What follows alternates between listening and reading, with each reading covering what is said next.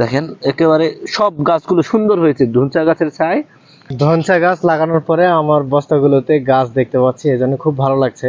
আগে রোদের কারণে আমার বস্তাতে গাছ গজাইছিল না, পরে ছায়া একটু একটু করে দেওয়া শুরু করছে এবং গাছগুলো ভালোভাবে বৃদ্ধি পাইছে।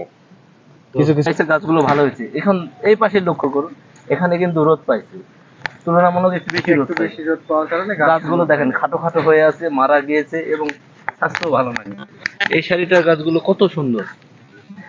তো আমরা সবসময় বলে থাকি একেবারে প্রখর রোদ বা একেবারে বেশি ছায়া এরকম জায়গায় আদা করলে কিন্তু আদা ভালো হবে না। খুব সহজেই ধুনচা বীজ বপন করে এভাবে ছায়া করে দিতে পারেন।